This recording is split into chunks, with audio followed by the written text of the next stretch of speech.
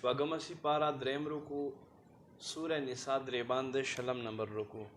بسم الله الرحمن الرحیم.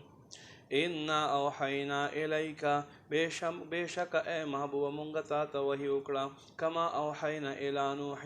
څنګه چې مونږ وحی کړی نوح ته والنبیین من بعده او نوح نرستو انبیاء ته و اوحینا الی ابراهیم مونږ وحی وکړه ابراهیم ته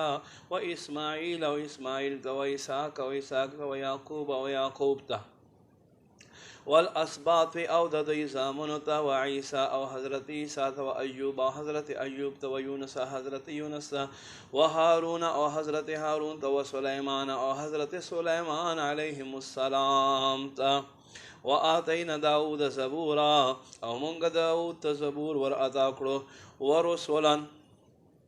او صدا سے رسولان قد قصصناهم علیک چې د دوی کیسه مونږ تعالی را بیان کړه من قبل دینه مخکې و رسولا او صدا سے رسولان نقصصهم علیک چې مونږ د دوی کیسه تا نه بیان کړه وکلم الله موسی تکلیما الله موسی سره حقیقتا کلام فرمایلو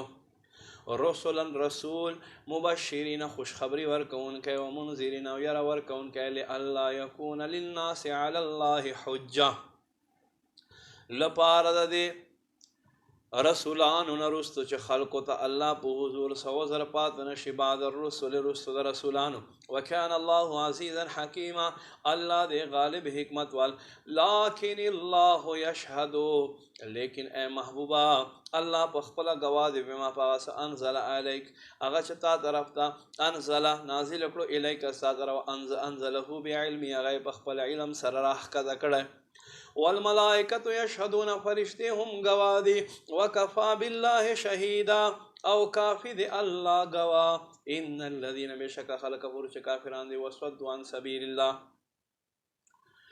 الله للار نه چا چې منع کول وکړه قد ضلوا ضلالا بعید دا گمراه شو د لرې په گمراهی سره ان الذين بشک خلق فرش کافران دی وظلموا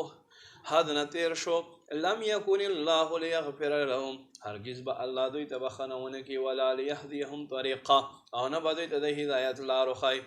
الا طریق جهنم مگر لار د جهنم خالدین فیها ابدا همیشه به دوی په دې کې اوسي وكان ذلك على الله يسيرا الله ته دا ډیر آسان دی یا ایها الناس اے خلقو قد جاءکم رسول بالحق په تحقیق سره تاسو خواته رسول راغی په حق سره من ربکم د تاسو رب له جانب فآمنو خیرا لکم پس ایمان راوړئ دا ستاسو دپاره غوره دی وان تکفروا که تاسو کفر وکړئ فان لله ما فی السماوات والارض بېشکه الله دپاره څه چې په اسمانونو څه چې په ځمکه کې دي وکان الله علیما حکیما الله د علم او حکمت وال یا اهل الكتاب اے اهل کتاب لا تغلوا فی دینکم تاسو په دین کې زیاتوب مه کوئ ولا تقولوا علی الله تاسو الله متعلق مه وایئ الا الحق مگر حق انما المسیح عیسی ابن مریم بېشک مسیح زوی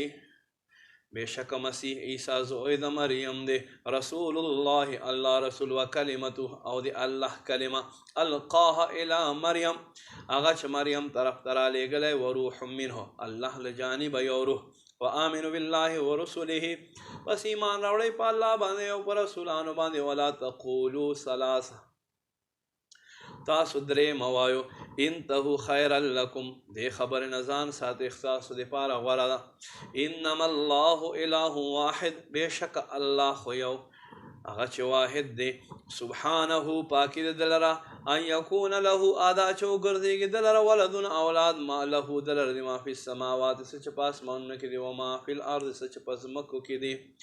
وکفا بالله وکیلا کافی دے اللہ کارساز